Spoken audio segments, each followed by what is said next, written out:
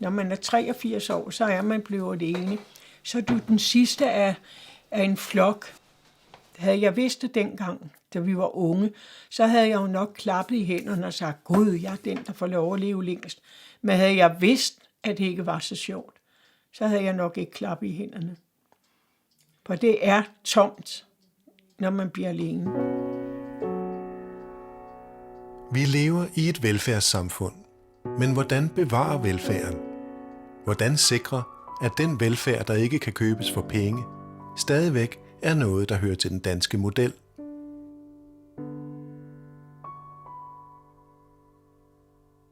En af måderne er at hjælpe ældre medborgere med at finde deres egne ressourcer og benytte dem, så de oplever at leve et godt liv her og nu.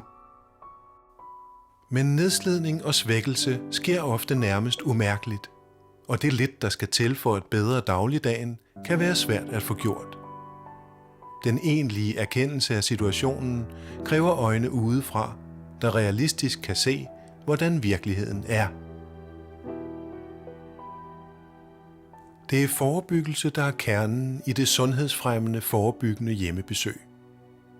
Heldigvis har kommunerne pligt til at tilbyde borgere over 75 et sådan besøg. Og naturligvis har borgerne ret til ikke at tage imod det. Men at vi har lov til at invitere os selv ind, er nøglen til, at mange små problemer løses, inden de bliver store. Mange af de historier, forebyggere fortæller om deres dagligdag, vidner om en helt almindelig hverdag hos mennesker, der er blevet ældre, og hvor livet har sat sig sine spor, positive og negative. Oplevelser, der kan genopleves med glæde, men også triste situationer, som er en del af det at leve. Det er kendskabet til mennesket, man besøger, og indlevelse i vedkommendes situation, der gør besøget værdifuldt og fremadrettet.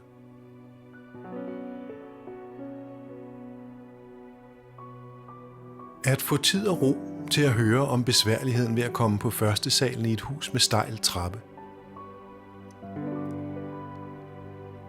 At medvirke til at skabe overblik over en økonomisk situation, man ikke forstår. At få fjernet misforståelser om, hvordan man skal håndtere et svækket hjerte.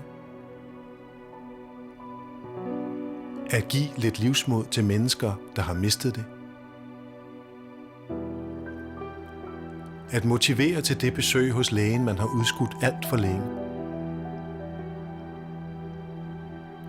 At være sparringspartner ved store beslutninger, der måske ikke behøver at være så drastiske.